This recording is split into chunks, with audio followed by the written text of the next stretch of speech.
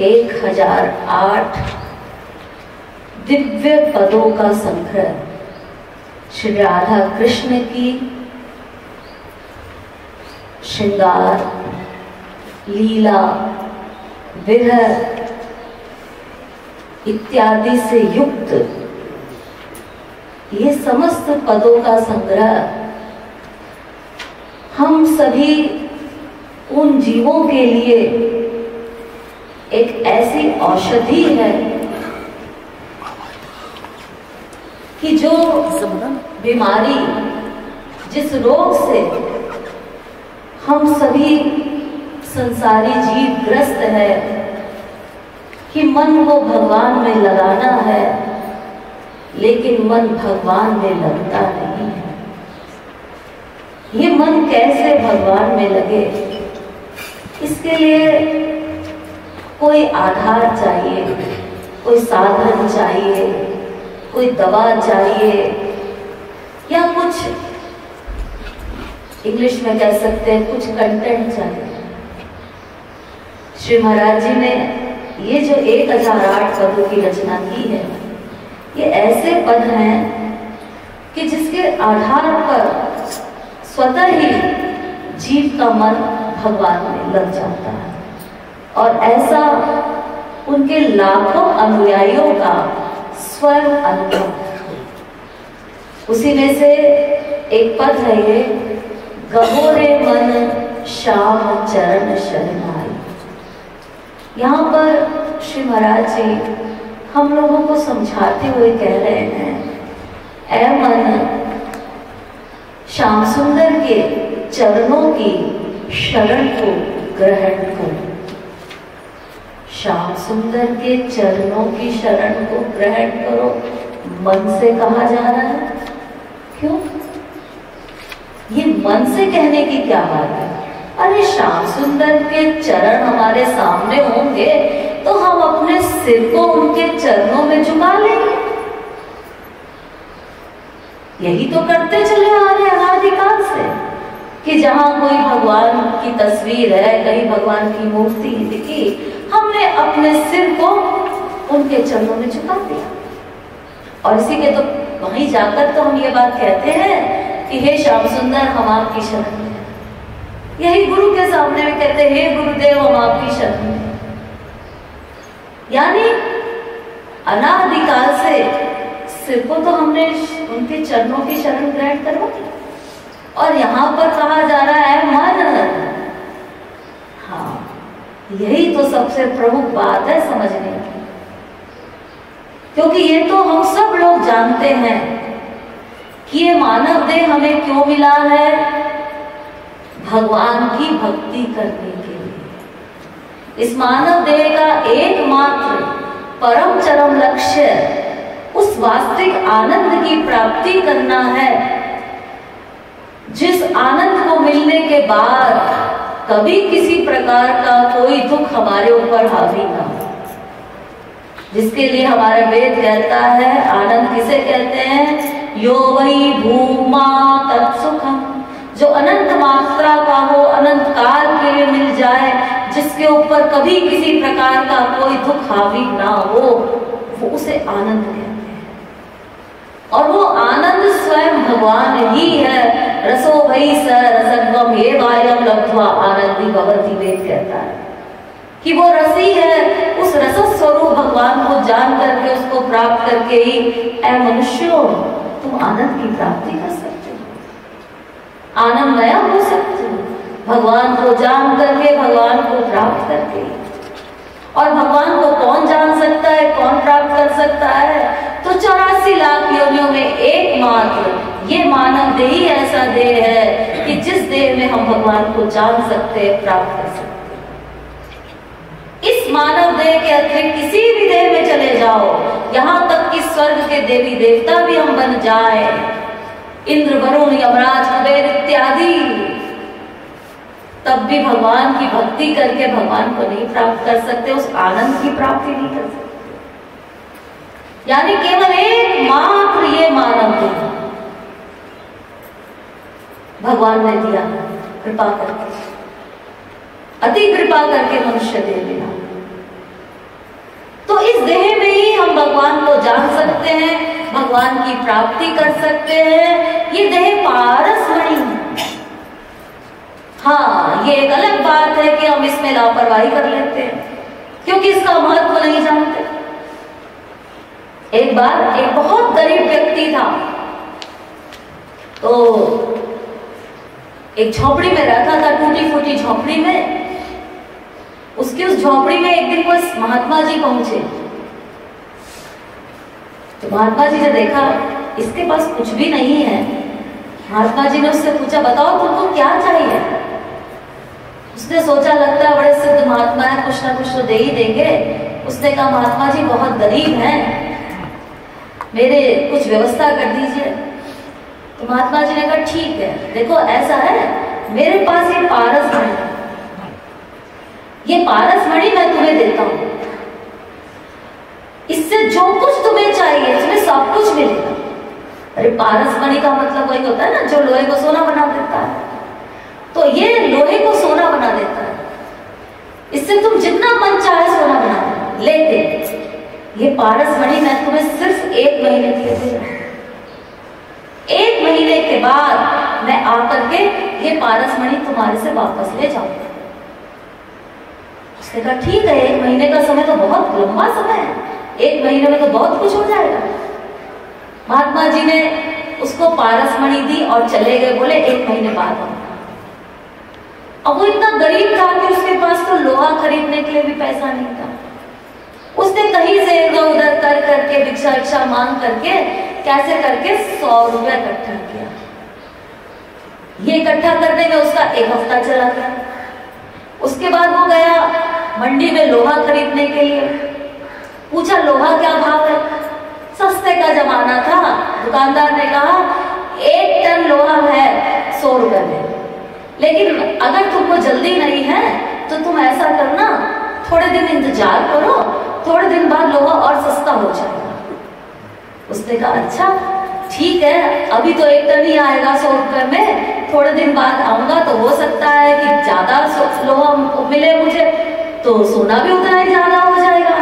तो वो इसी इंतजार में उसने 1 हफ्ता और निकाल दिया। फिर गया मार्केट में, फिर जाकर के पूछा कि बताओ भाई लोहे का क्या भाव है? तो उसने कहा, अरे लोहा तो अभी महंगा हो गया है, अभी तो 200 रुपए टन हो गया है, लेकिन अभी चांस है कि लोहा फिर सस्ता होगा, क्योंकि मार्केट में तो अप डाउन चलता ही रहता है। तो उसने कहा, ठीक है, मैं थोड़ा और इंतजार कर लेता हूँ, अभी तो मेरे पास 10 दिन का समय है। उसने फिर इंतजार किया और फिर गया मार्केट में, तो फिर देखा तो पता लगा थोड़ा सस्ता हो गया, 200 से फिर 150 गया। फिर उसको कहा गया, लेकिन अभी और चांस है कि और कम होगा। तो उसने कहा, अच्छा ठीक है, अभी तो मेरे पास समय है। और ऐसा करते करते इंतजार करते करते 1 महीना पूरा हो गया और उसे पता नहीं चला। महात्मा जी आ गए और महात्मा जी ने आकर के कहा कि लाओ भाई, हमारी वो पारस मणि वापस दो। अरे 1 महीना हो गया क्या? अरे मुझे पता ही नहीं चला, मैं तो कुछ कर ही नहीं पाया इस 1 महीने में, समय तो चला गया। महात्मा जी ने कहा, अब मैं कुछ नहीं कर सकता, अब तुमको वो पारस मणि मुझे देनी पड़ेगी, मैंने तुम्हें समय दिया था। बस ठीक इसी प्रकार ये मानव देह भी हमें इसी पारस मणि के रूप में हम लोगों को मिला है, कुछ करने के लिए, कुछ पाने के लिए। लेकिन हम लोग भी यही सोचते रहते हैं, कर लेंगे कर लेंगे कर लेंगे, अभी उम्र ही क्या हो गई है, अभी 25 के तो हुए, अरे 50 के तो हुए, अरे 70 के हो गए, अब तो कुछ कर लो। बस यही प्लानिंग करते करते तब वो अंतिम समय आ जाता है और यमराज कहता है चलो, तो जीव कहता है 1 सेकंड का समय दो, जरा सिग्नेचर कर लूं। नहीं, अब 1 सेकंड का समय भी नहीं मिलेगा। ये जो इतना हमने कमाया है, वो कहता है जीव ये सब कुछ तुम ले लो, बस एक सिग्नेचर करने दो। नहीं नहीं, उसका कोई मूल्य नहीं है। भले ही हमने पूरा जीवन बिता दिया ये सब करने में, लेकिन 1 सेकंड भी हम उससे खरीद नहीं सकते। ऐसी कमाई है हमारी भाग रहे हैं, रात दिन एक कर रहे हैं केवल इस शरीर के लिए, लेकिन मिलना नहीं है। और ये सब जानते भी हैं, ऐसा भी नहीं है कि कोई जानता नहीं, सब जानते हैं, क्योंकि सब प्रैक्टिकल इसका अनुभव भी कर रहे हैं, देख भी रहे हैं, और ये भी जानते हैं कि हमारे साथ भी ऐसा ही होने वाला है। इसीलिए गुरु हमको समझाते हैं कि अरे मनुष्यों, ये इंद्रियों की भक्ति तो तुम लोगों ने अनंत जन्मों से की, लेकिन ये भक्ति जो है वो इंद्रियों को नहीं करनी है, भक्ति मन को। दो प्रकार की भक्ति होती है ना, एक तन से होती है और एक मन से होती है। ये तन की भक्ति जो हम लोग भगवान की पूजा करते हैं, आरती करते हैं, माला पहनाते हैं, चारों धाम की यात्रा करते हैं, रोज मंदिर जाते हैं, भगवान को जल चढ़ाते हैं, ये सब शरीर से भक्ति हम कर रहे हैं। लेकिन जो मेन प्रमुख भक्ति है वो कौन सी भक्ति है? वो है मन की भक्ति। हमारे यहाँ पर 9 प्रकार की भक्ति बताई गई है। श्रवणम कीर्तनम विष्णु स्मरणम पाद सेवनम अर्चनम वंदनम दास्यम सख्यम आत्म निवेदनम। इन 9 भक्तियों में 3 भक्ति प्रमुख है, श्रवण भक्ति, कीर्तन भक्ति और स्मरण। श्रवण भक्ति यानी भगवान के तत्व ज्ञान को सुनो, श्री कृष्ण कौन है, श्री कृष्ण से हमारा क्या संबंध है, श्री कृष्ण की प्राप्ति हमें कैसे होगी, उनको प्राप्त करने के लिए हमें कैसे साधन भक्ति करना है, ये तमाम बातें भगवत विषय, इसको सुनना और उसके बाद उसका मनन करना, और मनन करने के बाद उसको फॉलो करना, ये सबसे प्रमुख है। खाली सुनने से काम नहीं चलेगा कि हमने सुन लिया और उसके बाद सब छाड़ दिया, क्योंकि जीव सुनता है और सुनने के बाद इस कॉन्फिडेंस में आ जाता है, हाँ आपको सब बात पता है, हमने बहुत समझ लिया, हमको सब ज्ञान है। अरे ठीक है, समझ में तो आ गया, लेकिन ये बताओ भगवत प्राप्ति हो गई, इस संसार से वैराग्य हुआ? नहीं जी, संसार में तो मन उसी प्रकार से अटका हुआ, तो फिर क्या सुना? जब सुना ही नहीं और सुनकर के उसको गुना ही नहीं, तो ऐसा सुनना क्या होगा? तो श्रवण भक्ति का मतलब उसको सुनो, उसका मनन करो और उसको पालन करने के लिए दृढ़ प्रतिज्ञ हो जाओ, ये श्रवण भक्ति। नंबर 2 कीर्तन भक्ति। ये जो दिन भर हम लोग कीर्तन करते हैं, संसार की बातें करते हैं, उसको भी कीर्तन कहते हैं। जिसकी बातें करो, जिसका गुणगान करो, उसको कीर्तन कहते हैं। अगर हम संसार का गुणगान कर रहे हैं तो संसार का कीर्तन कर रहे हैं, और भगवान का गुणगान कर रहे हैं तो भगवान का कीर्तन कर रहे हैं। तो कीर्तन भक्ति मतलब भगवान का गुणगान करे, भगवान के नाम, रूप, गुण, लीला इत्यादि के गान करने को कीर्तन कहते हैं। वो चाहे एकांत में करो, चाहे सामूहिक रूप से करो, ये दूसरी भक्ति। और तीसरी भक्ति है, वो है सबसे प्रमुख 9 भक्तियों का सार, वो है स्मरण भक्ति। कि भगवान का स्मरण, जब श्रवण कर रहे हो तब भी प्रभु का स्मरण चले, जब कीर्तन करें तब भी प्रभु का स्मरण चले, और जब संसार का कार्य करें तो तन से संसार का कार्य करो, लेकिन मन से प्रभु का स्मरण चलता है। ये सबसे प्रमुख है स्मरण भक्ति, समस्त भक्तियों का प्राण बताया। और स्मरण किससे करना है? शरीर से ना, स्मरण किया जाता है मन से। मने स्मरण प्राण वरा मातुजी कहते हैं। इसलिए हमारे यहाँ पर सब शास्त्रों में, सब ग्रंथों में, समस्त महापुरुषों ने मन पर जोर दिया, मन पर। इस मन का प्यार भगवान से करें, लेकिन यही तो प्रॉब्लम है कि इस मन का प्यार भगवान से नहीं हो रहा है, इस मन का प्यार संसार से ही हो रहा है। इस प्रॉब्लम का छुटकारा क्या है कि कैसे हमारा ये मन भगवान से प्यार करे? अरे बहुत सिंपल है। क्यों? कि जाते कछु निज स्वार्थ होई,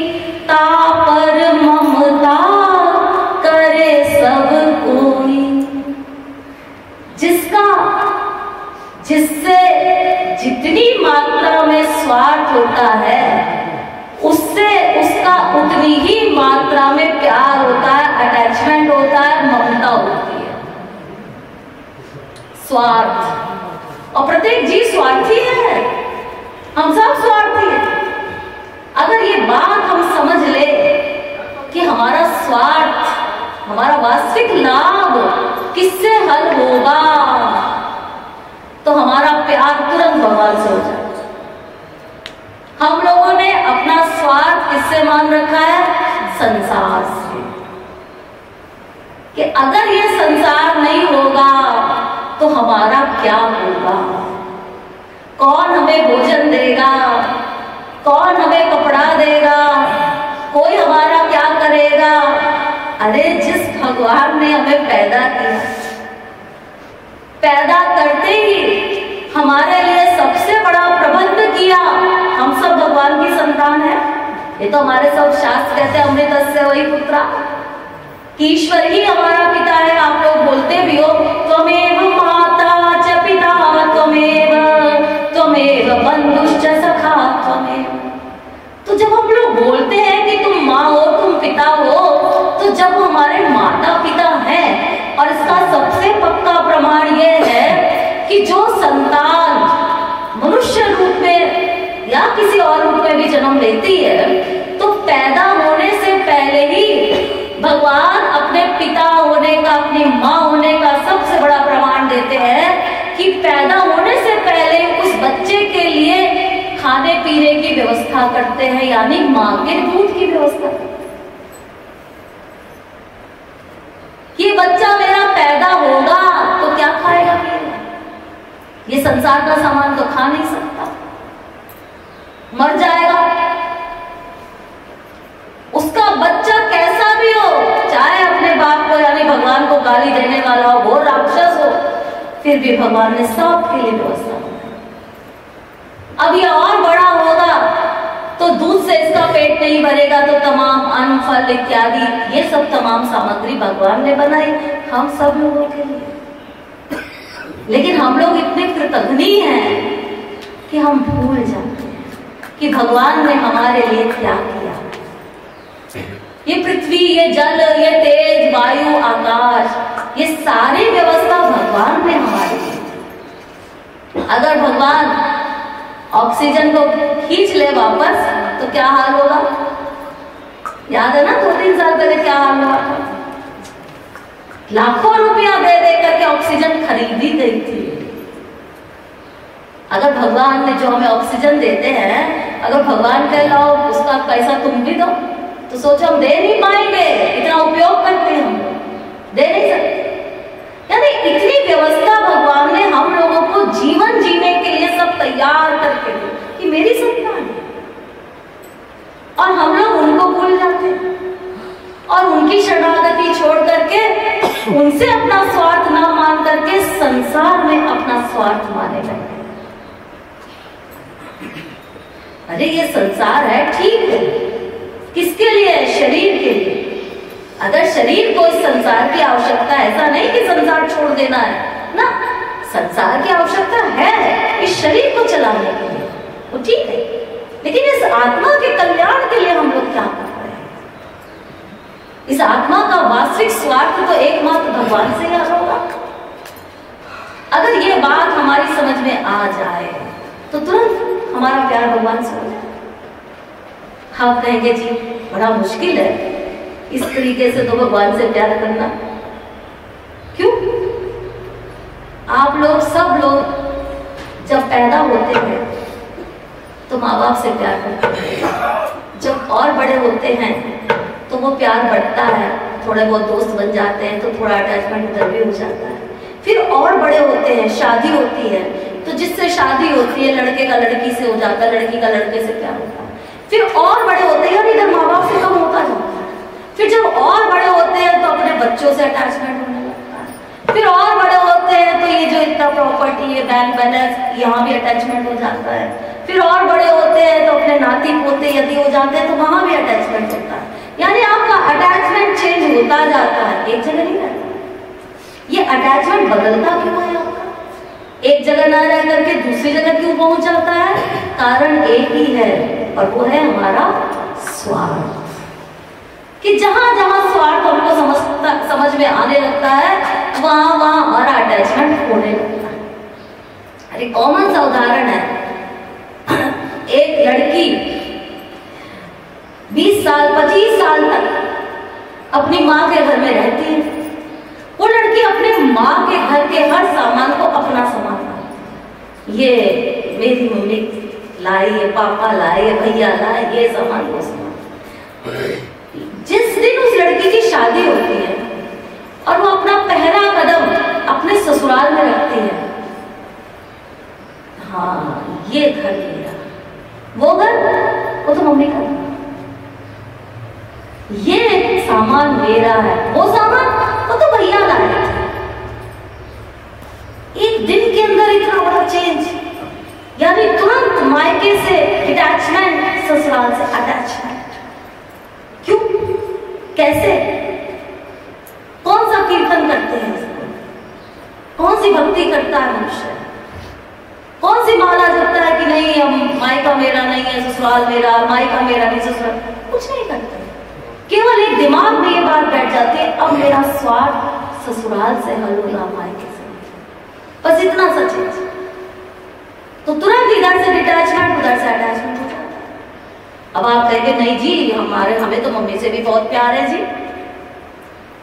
अपने मायके से भी अटैचमेंट है। हाँ, इसलिए है कि मौका बेमौका थोड़ा बहुत सामान उधर से मिल जाता है। अगर वो ना मिले तो लड़की अपने मायके भी जाना पसंद करती है। यानी ये स्थिति है मनुष्य की एक्चुअल, यानी इतना स्वार्थी है मनुष्य। तो फिर जब हम इतने स्वार्थी है ही तो फिर अगर हम अपने स्वार्थ को भगवान से मान लें कि हमारा वास्तविक नाता एकमात्र भगवान से ही हल होगा, वो स्वार्थ हमारा वही से हल होगा, वही हमारे सच्चे नातेदार है, तो फिर हमारा प्यार भगवान से होने में देर नहीं लगेगी। इसीलिए फिलॉसफी को समझना यानी थियरी को समझना बहुत आवश्यक होता है। भजन करने में, कीर्तन करने में तत्वज्ञान को पक्का करना बहुत आवश्यक है। बिना तत्वज्ञान के केवल भगवान नाम लेने से इस मन का वैराग्य नहीं हो सकता। ये अटैचमेंट तो संसार में ही रहेगा, भले ही हम कितना राम नाम कर ले, कितना ही राधे राधे बोले, लेकिन जब तक इस मन का अटैचमेंट भगवान से ना हो और इस मन को संसार से विरक्ति ना हो, इस संसार में फीका ना लगने लगे, तब तक हमारी भक्ति सही नहीं हो सकती। इसीलिए यहाँ पर समझाया जा रहा है, कहो रे मन श्याम चरण शरण। ऐ मन, तन से नहीं मन से, ऐ मन श्याम सुंदर के चरणों की शरण ग्रहण करो।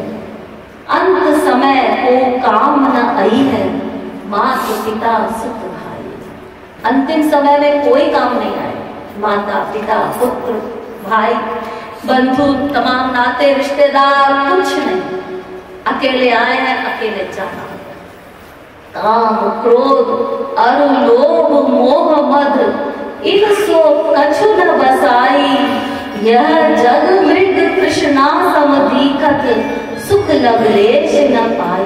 ये काम क्रोध लोभ मोह मद, ये सब जो माया के विकार है, इन सब को भगवान की ओर डाइवर्ट कर दो। ये माया के विकार हमारे पास सदा थे, सदा रहेंगे, क्योंकि हम सब मायावर हैं। लेकिन इनसे पीछा छुड़ाने का तरीका क्या है? सिर्फ एक ही तरीका है, वो क्या? कि जो संसार को देखने की कामना है, वो कामना हमारी बदल जाए कि श्याम सुंदर का दर्शन हमें मिले। ऐसी कामनाओं की कब श्याम सुंदर का दर्शन मिले? जो क्रोध संसार में आता है, वो क्रोध हम भगवान के ऊपर करें कि हा रघुनंदन प्राण पीड़िते, तुम बिनु जियत बहुत दिन बीते। कि हा रघुनंदन कब मिलोगे? कितने जन्म बीत गए, अब मिलते को नहीं। ऐसा क्रोध करो भगवान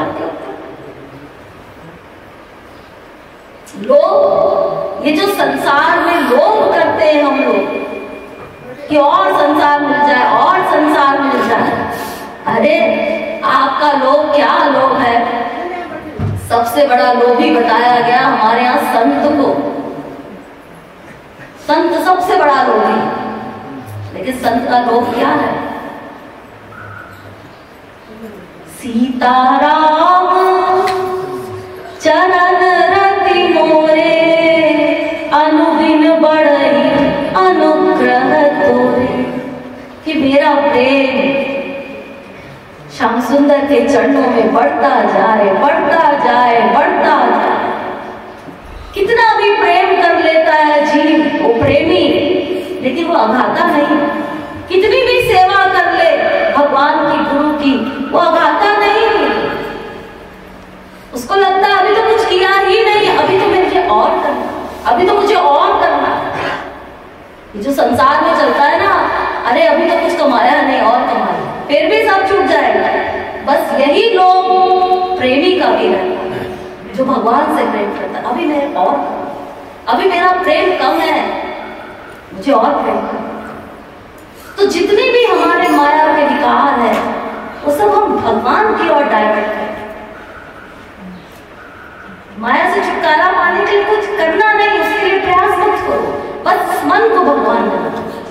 यह जग मृग तृष्णा, ये संसार तो तृष्णा के समान है। मृग तृष्णा आप लोग जानते हैं ना, रेगिस्तान में पानी की खोज में जब हिरण भागता है तो सूरज की किरणें पड़ती है तो वो चमकता है रेगिस्तान में, रेत के कण, तो उसको लगता है वहां पानी।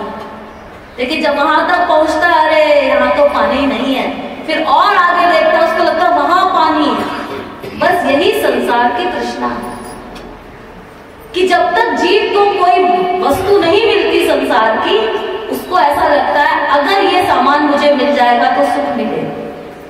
ये उसकी तृष्णा अंदर भावना रहती है। लेकिन जब उसको वो वस्तु मिल जाती है तो सुख नहीं मिलता, क्योंकि है ही नहीं संसार में सुख तो मिलेगा। फिर उसकी और कामना बढ़ती है, अब जरा यहाँ पहुंच जाए तो सुख मिलेगा, ये सामान और मिल जाए। जब वहां पहुंच जाता है तो वहां पे भी जाके कहता है सुख तो यहाँ पर भी नहीं। बस इसी प्रकार ब्रह्मलोक तक भी पहुंच जाए तो सुख नहीं मिलेगा, क्योंकि संसार में जहां तक ये माया का संसार है, सुख का लवलेश भी नहीं है। लेकिन इस बात को बुद्धि में बिठाना केवल एक ही तरीका है, बार बार रिविजन करो। संसार में सुख नहीं है, भगवान में सुख है। संसार में सुख नहीं है, भगवान में सुख है। संसार मिले तब भी उसमें सुख ना मानो, संसार छिन जाए तब भी उसमें सुख ना। बस जिस हाल में भगवान हमें रखे उस हाल में हम रहे। हमें भगवान को पाना है, एक लक्ष्य अगर हम मान ले तो फिर संसार में न सुख मिलेगा न दुख मिलेगा। केवल भगवान मिल जाए बस सुख मिलेगा। तो धन यौवन तन छन बंगुर सब, जो कपूर उड़ी जाए। जैसे कपूर यूं उड़ जाता है, छोड़ दो कपूर उड़ जाता है। बस यही स्थिति धन की है, यही यौवन की है, और यही शरीर के सब क्षण बंगुर है। बहुरी कृपालु न नर तनु पाइए, बिगड़ी ले बना। अंत में श्री कृपालु जी महाराज कहते हैं कि ये मनुष्य जन्म जो हमें मिला है, ये बार बार नहीं मिलेगा। इसलिए अपनी बिगड़ी बनाओ, इस मनुष्य जन्म का महत्व समझो। एक एक क्षण हमारे जीवन का कम होता जा रहा है। तो पारस मणि के रूप में हमें ये मानव देह मिला है, इसलिए इस मन को श्याम सुंदर के चरणों की शरण में लेकर के जाओ और मन को भगवान में लगा करके संकीर्तन करो।